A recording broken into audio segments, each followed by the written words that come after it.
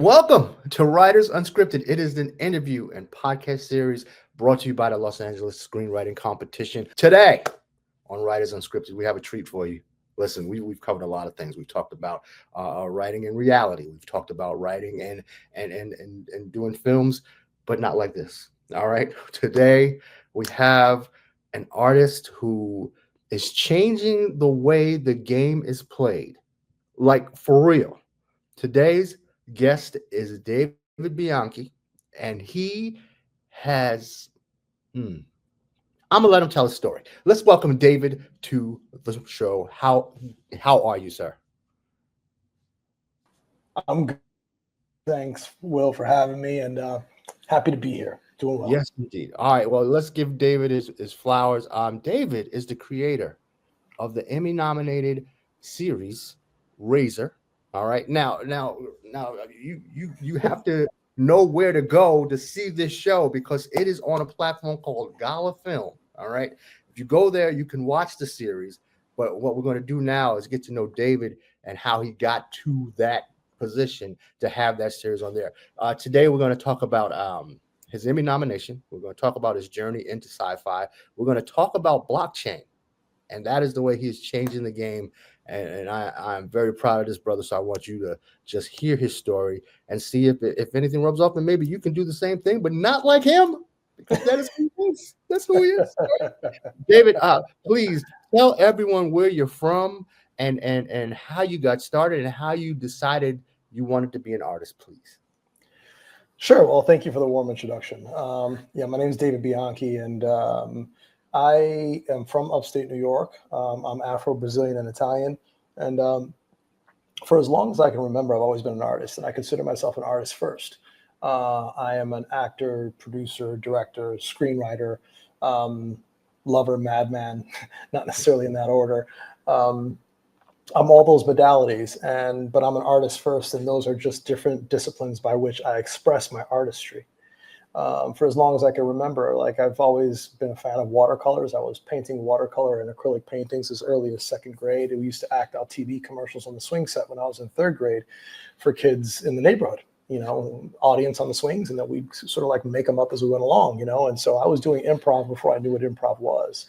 The first time that I had a leading role in theater was in the third grade. I played Captain Hook and Peter Pan when I lived in Mexico City. So I've always been an expressionist artist, always been a loudmouth, always been a troublemaker. I was expelled from 6 high schools and I never graduated from high school. I got my GED in the local strip mall. But I was a rave promoter for 8 years, throwing outlaw warehouse parties. And, unbeknownst to me, God was actually teaching me how to produce film when I was teaching myself how to turn barren warehouses into these big nightlife spectacles, right? Grip, electric, camera, security, promotions, people, talent, contracts, marketing, deployment, money, resources, banks, all the things.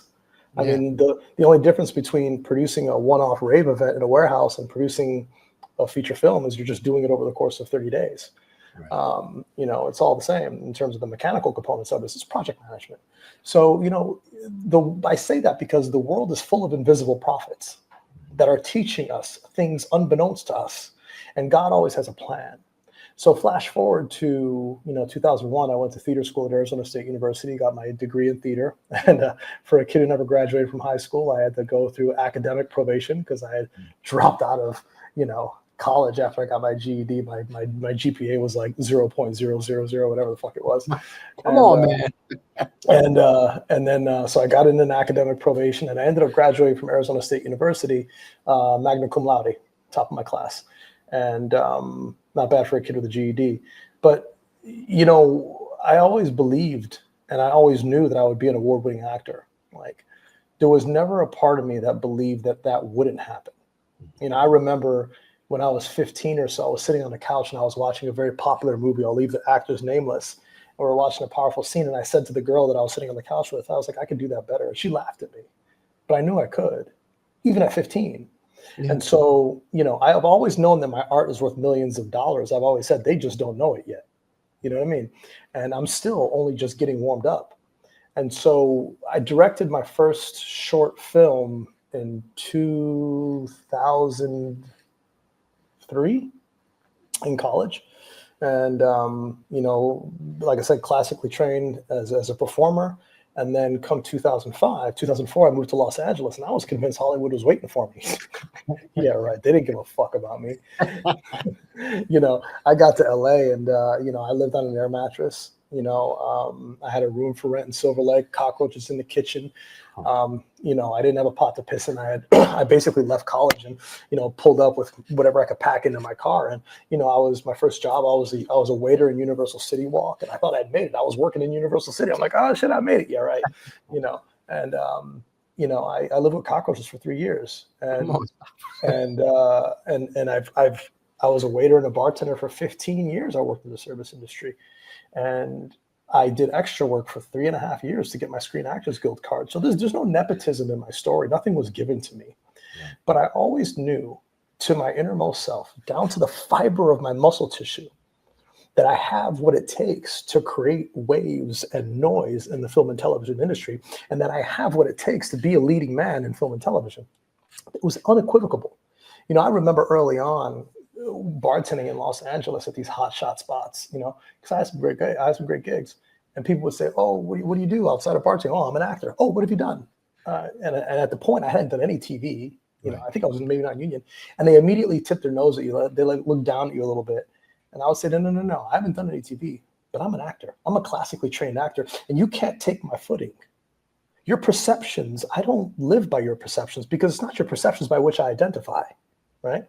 I don't sleep with your consciousness, sir, madam, right? I know what I'm capable of." And so I say that because I want actors and artists and screenwriters to understand that the second that you say you're a writer, that's exactly what you are. And I'm gonna look right into the camera. The second that you say you're a fucking writer, that's what the fuck you are. Yeah. And if you don't believe that, grow the fuck up or get the fuck out. Because this business is like a casino. It's designed to make you fail. And it's not for the squeamish, and it's not for the weak. Right. But you have to know to your innermost self that you have what it takes, and you have to believe it. And the second that you communicate to the universe that that's what you are, the universe will communicate it back to you and radiate that energy about you. Right? Yeah. It doesn't matter if you've never had a feature film produced. If you've written a feature, if you've written a short, you are a writer, right? The hard part is, how do you create an economy around your work? Because until you can create an economy around your work, all you have is a very expensive hobby. Okay, hold that thought. We're going to get into economy and all that, because that is a very big part of who you are and what you've accomplished. I want to go back a little bit though, because it was interesting to me that you started off your story or your journey.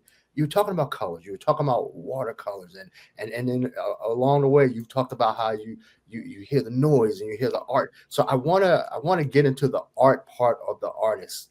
How did that start? Do you still see colors when you're creating? Like, what is your? I'm not gonna say your muse, but what helps you get rolling when you're starting to work on a project or just anything, even on that journey where you were dropped out of school and then graduated, top of your class in college? Like, what helps you? What motivates you to internally to get going? Because I know the outside noise is going to make you say you can't tell me what I'm not, but what tells you what you are? Yeah. It's a great question, and I think that it's different for everyone, right? Some people just have an inner drive. I know that I have an inner drive, and I'm a workaholic. I have a very clear understanding that I'm an entrepreneur unto myself, that no one is going to wake up for me. No one's going to make the phone call for me. No one is going to email the casting director or the manager or the agent. And no one is going to take that idea to sticky note, to keyboard, to screen, to screenplay, except for me. I'm acutely aware of that. And I don't like feeling like a failure. I don't like feeling unaccomplished. And so I have a fire that burns inside of me. And I've always been a startup. Like, even if you think about the story I just told you, going all the way back to 3rd grade and being on the swing set, or leaving college and becoming a rave promoter, basically becoming an EDM self-made entertainment promoter, like that's an entrepreneurial mindset. Yes. And so if you look at the physiological mechanics of an entrepreneur, they have those things that I just described. right? They have those things inside of them that is a refusal to fail, that is a refusal to give up, that is a refusal to not be relentless, right? And so even if we look at actors or attorneys, for example, I always use the attorney metaphor. You know, you can study the bar, you can study legal until you're blue in the face, and eventually you pass the bar. But if you're a prosecutorial attorney, eventually you have to sway a jury of your peers to go your way, right? And there's a bunch of lawyers, and then there's Johnny Cochran, right? You know, it's like when it comes to acting, you could study Meisner, Stanislavski till you're blue in the face. Eventually, you have to turn text into a moving, palpable experience that is going to move an audience and create a catharsis. And some people fucking have it, and some people don't. Okay. To me, so I wanted you to put into words, because a lot of people might have that same relentless feeling, but they don't know either what to call it or what to do with it. So hearing you relay your journey could help some people who might think they have that feeling, might think it might be abnormal, or might think that it's a dead end, or I don't know what to do with it. So you putting it into words, you making it palpable, will help them, future writers or future artists, like really just maybe know they're not alone, and they can know what to do with it. So thank you. Yeah, and what to do is that the truth is that you can't do the big things without the little things, right? Long-term success is comprised of small, minute daily events.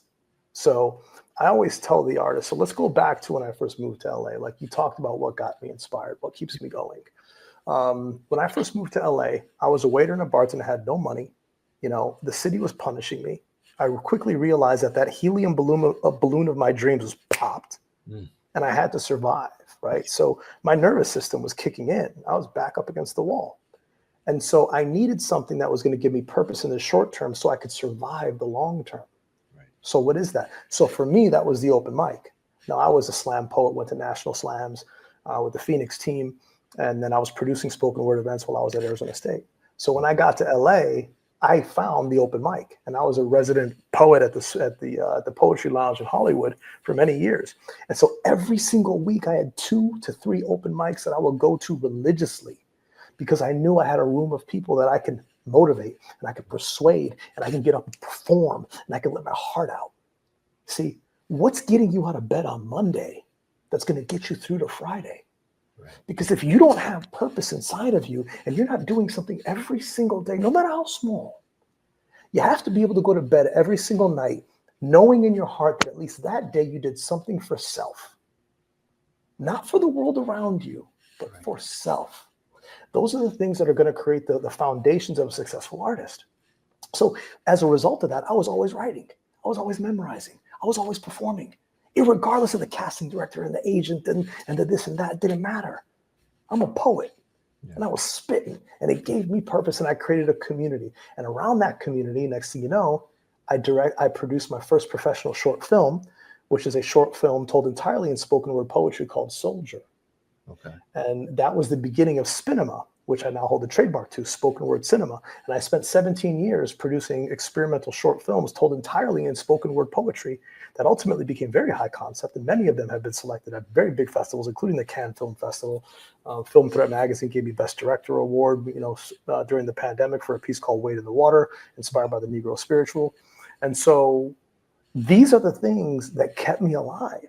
And while I was doing that, I was writing, I was producing small projects, forging my knives.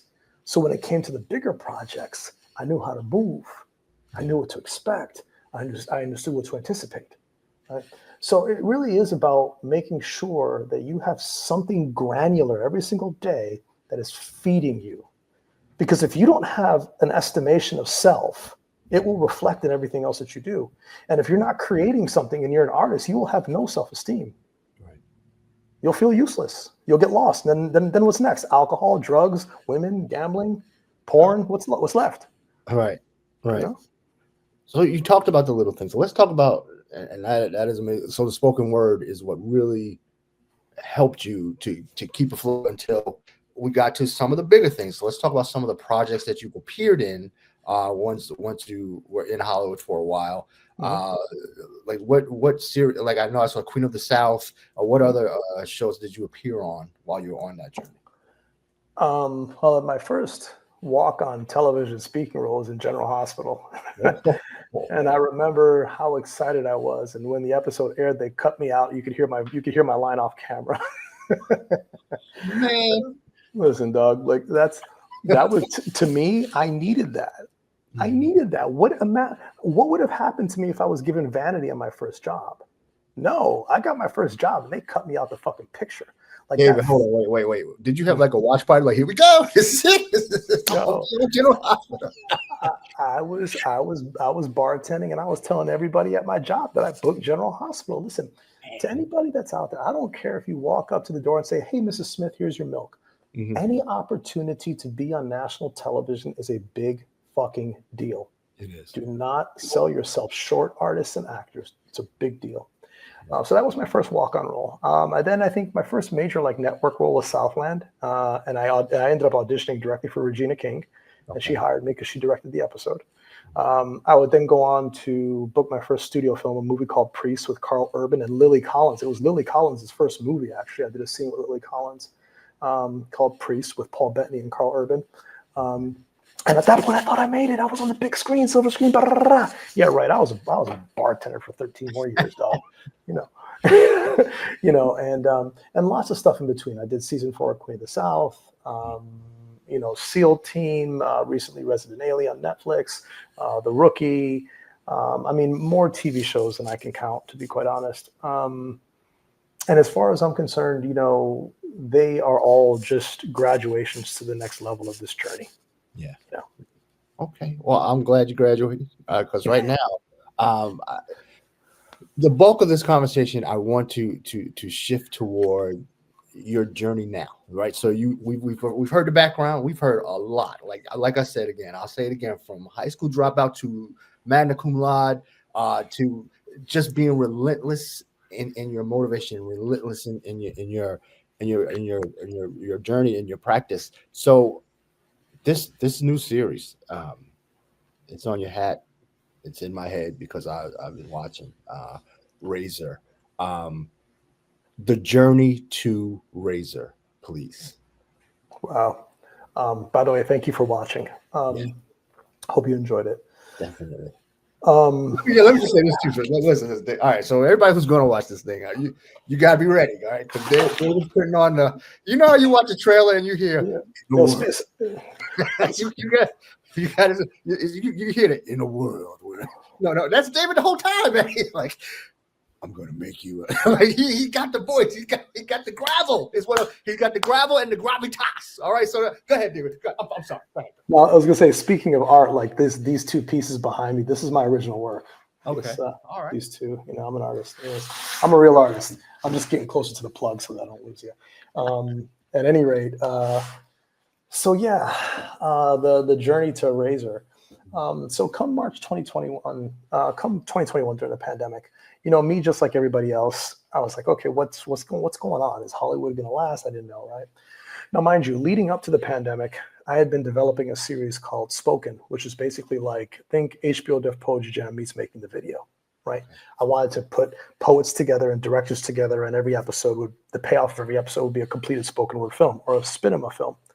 So I ended up getting that represented, and we shopped it around a lot of places, but unanimously, everybody said, David, this is really compelling. We just don't know how to sell it. It's really niche and blah, blah, blah, blah, blah. So I'm telling you this because I love the word no. Please tell me no. That just means I'm going to go left or right. I just can't go straight. Thank you for helping me figure my life out. I don't like it when people say maybe or string you along. It's bullshit. It happens a lot in Hollywood. Anyways, if Hollywood hadn't told me no, I wouldn't have found NFTs and blockchain.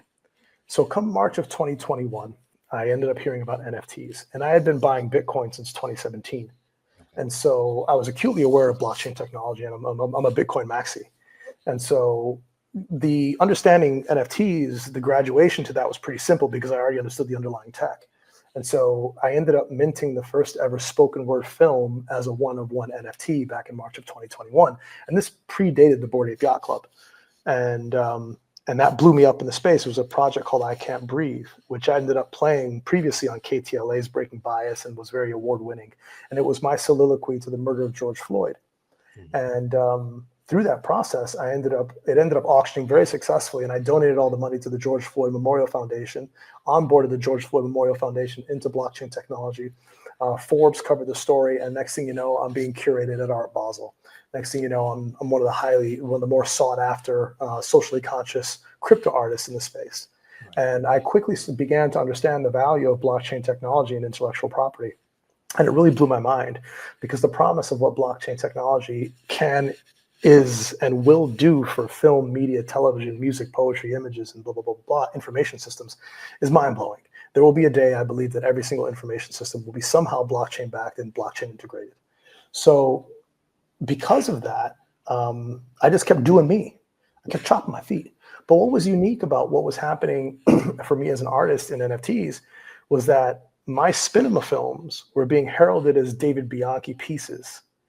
They weren't being cobbled in a short film program at the Palm Springs Film Festival on Saturday afternoon, with a bunch of other really weird, obscure pictures. It was literally touted as a David Bianchi piece. And never in my life had my work been so regarded by such an influential community of people at that, because the people in high tech are not, with all due respect, broke-ass filmmakers, right? They're influential people that are operating at the VC level, that are operating at the corporate level, that are operating at the startup level.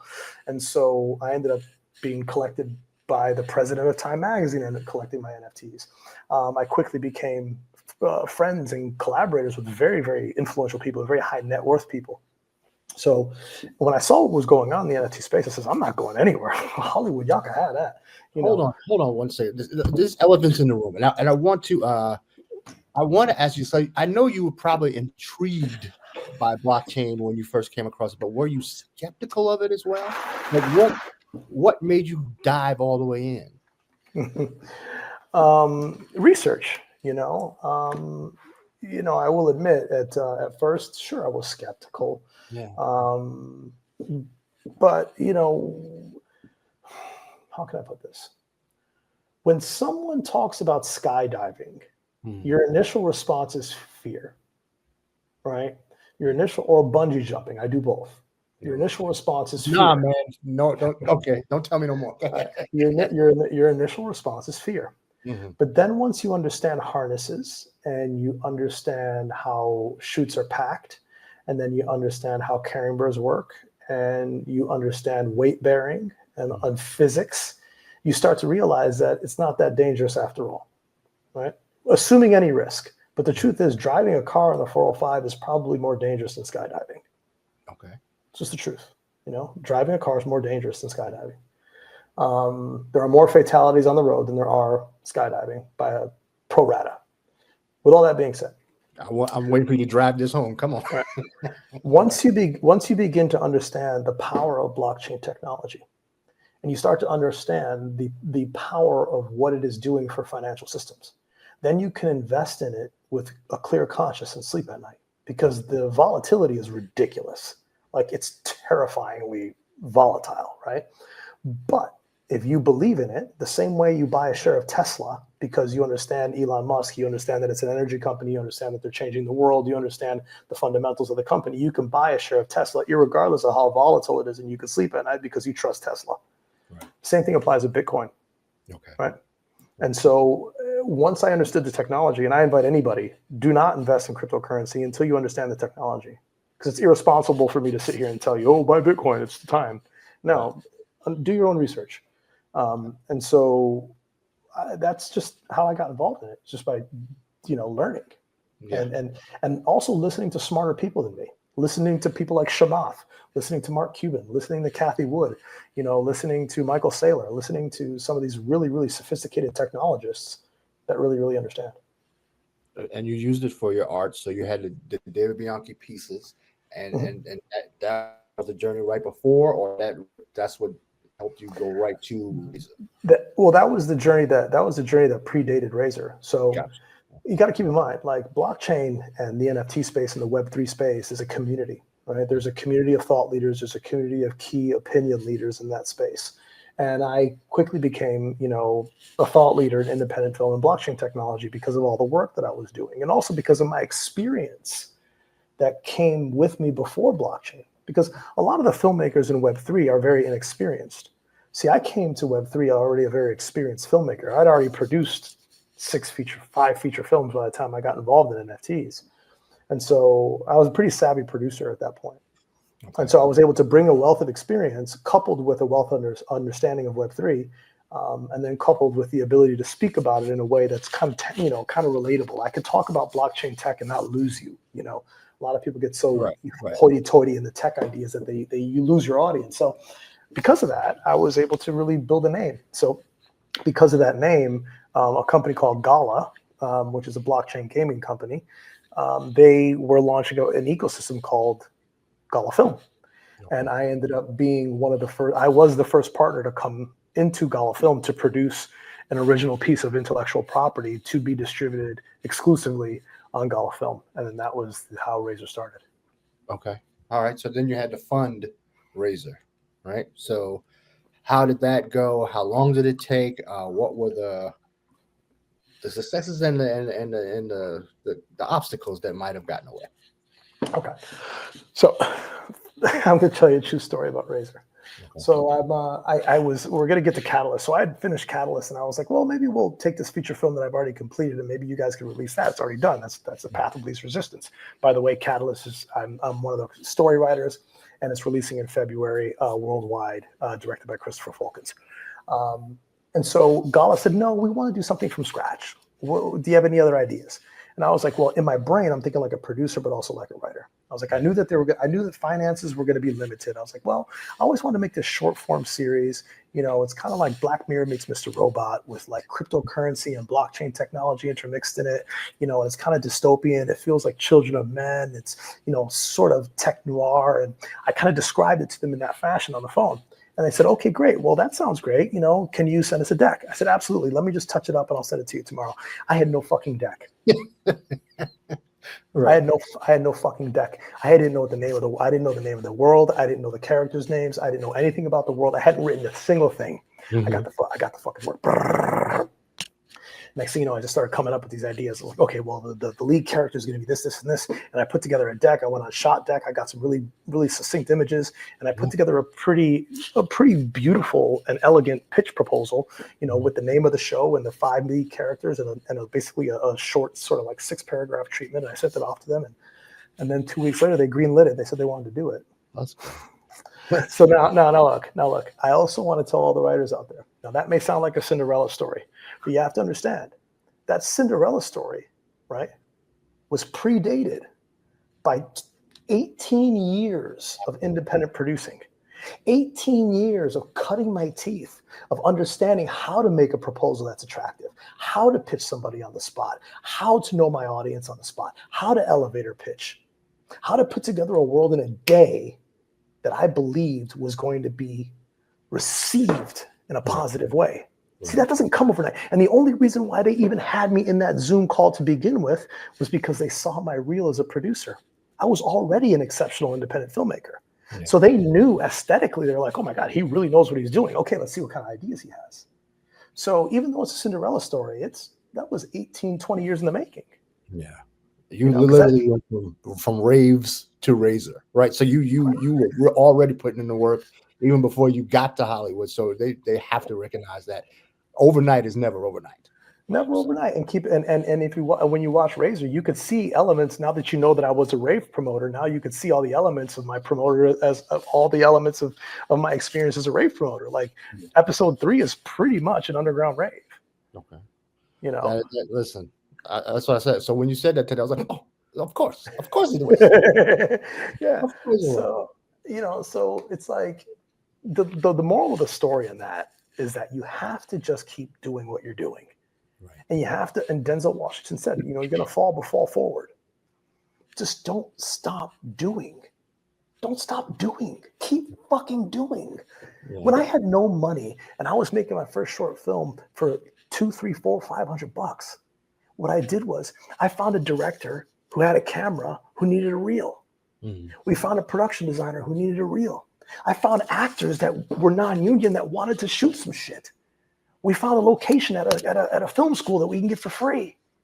Right. We got people to donate food. you got to find a community that are where you are professionally so that you can continue to flourish with them. Because true story, the gentleman that directed that first short film in 2005 is Daniel J. Pico. And here we are 19 years later. He's my co-producer and my co-writer on Razor and directed episode 6. Look at that. Listen,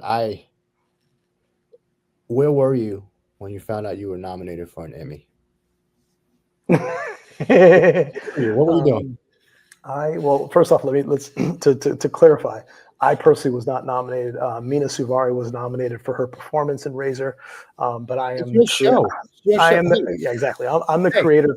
I'm the creator, co-writer, executive producer. It's yours too. Where were you when you found out? Where were you when that was announced? I was in my office because I knew when the nominations were going to be announced. Obviously, because I produced the For Your Consideration campaign. I've been a member of the Television Academy for 8 years or so, which is why I was able to take it to the levels that I took it, because, again, I know the community. I understand the culture of the Television Academy. I'm acutely aware of the awards categories. True story. When I started writing Razor in 2022 with Dan, and we were writing this short form series, I said to him before we even wrote our first page, I said, Dan, we're going to win a fucking Emmy. He's like, what are you talking about? I was like, bro, it's coded. So we didn't win, but we got nominated for a primetime Emmy, not a daytime, a primetime Emmy. But I remember where I was, and I'll be honest with you, like, I was invigorated, but I was also disappointed because we should have been nominated for more categories. But so are the politics of the Television Academy. But I will say this: it's an absolute honor, an incredible honor, to have a primetime Emmy attached to something that I was able to birth into the world. Yes. I mean, it's only the beginning, Will. It's only the beginning. I'm just getting warmed up. Because they told you no, and you know what that happened. When that happens, you're gonna shoot for the moon and more no's, so you can get all the yeses. Yeah, give me more no's. Give me more no's. Listen. All it does, man, is that it really just adds a stamp of authenticity to the work. Now the work speaks for itself, right?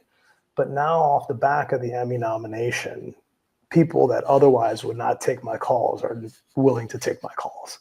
I mean, that's all. It's a passport to the Cooler Kids Club, right?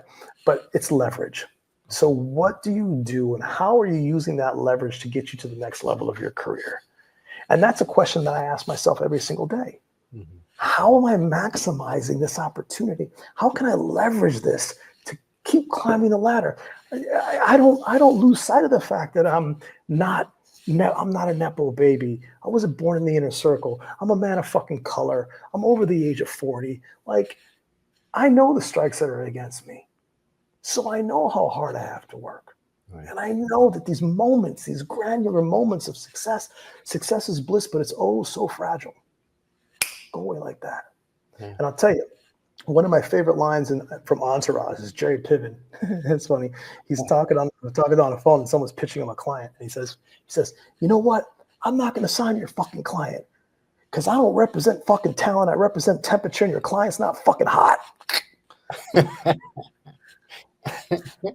And you know what? And that's the tale of the tape with Hollywood.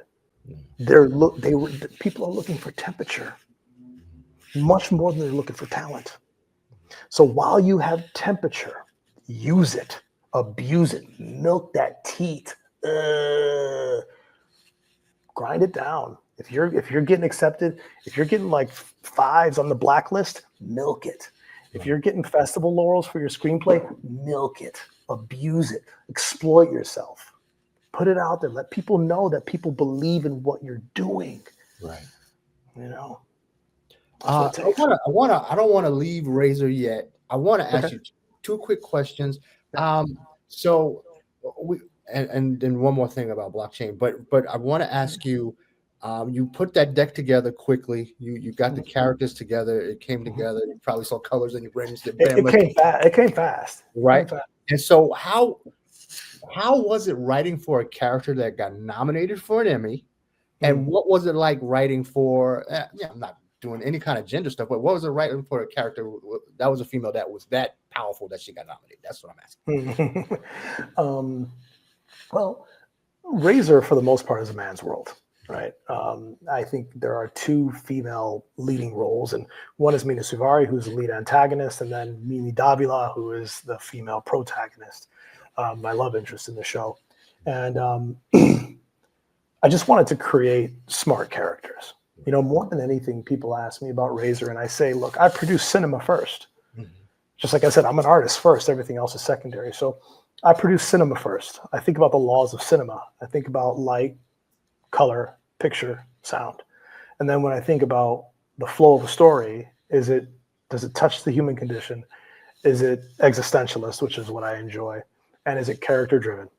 I say this often, that no matter what the greatest independent film of the week is, whether it's Reservoir Dogs, Pulp Fiction, Boogie Nights, whether it's, you know, There Will Be Blood, whether it's, you know, Do the Right Thing. One thing that is consistent of all these independent films that are incredible is that they are all people in rooms talking. That's it. People in rooms talking. The question is, how can you make people in rooms talking compelling? That's the hard part. That's where the craft comes into play. And I owe a lot of Razor to my co-writer, Daniel J. Pico. You know, I was able to conceive and conceptualize the world and create the story. And I laid down the fabric for the first 2 episodes, but we got together and we were able to come up with the Bible of what the through line of season 1 and the arc of season 1 was going to be based on these characters that I had created. And he was just, you know, instrumental in that process. And so I owe a lot to my creativity with Dan. We've written together for many, many years. And sci-fi is very interesting. And most sci-fi is trash. It just is. Most sci-fi is dog shit. And the reason I say that is because many sci-fi creators get so wrapped up in the tech and get so wrapped up in the science fiction elements of the world and the visual effects of the world, right? And all these sideshows that they forget that the most important visual effect in cinema is this. If you can't connect with the human being driving the story, who gives a shit about a spaceship? Who gives a fuck about a portal? I mean, you know, Three Body Problem is a great example of that. It's all spectacle and very, very little human connection and human narrative.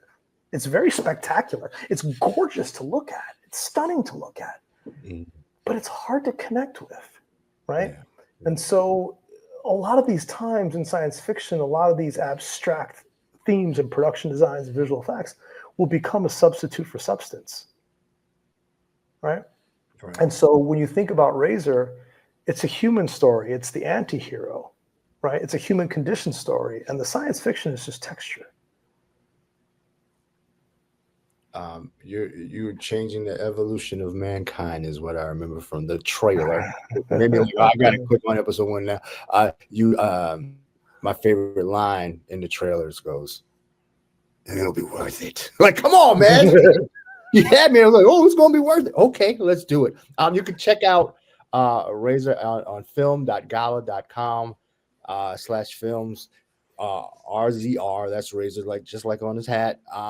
Catalyst is out, correct? Catalyst is going to come out in February. That's the next project that's the next project I'm releasing. But you know, you guys will see that coming. But definitely, like, connect with me on Instagram. If you go to davidbianchi.actor or go to exertionfilms.com, you can find me there. I'm really accessible. I like to be accessible. And definitely check out Razor. Please do. Some big news coming out around Razor in January. There'll be an announcement in the trades. I'll leave that alpha quiet for now. But yeah, but listen, I'll say this: if you're watching this and you like human condition stories and you like science fiction that feels cyberpunk, that feels like Children of Men, that feels like, you know, tech noir, early Matrix energy, you will absolutely love Razor. If you like Mr. Robot, you will absolutely love Razor. If you like Black Mirror, you'll really, really love Razor. The sort of like dangerous near tech.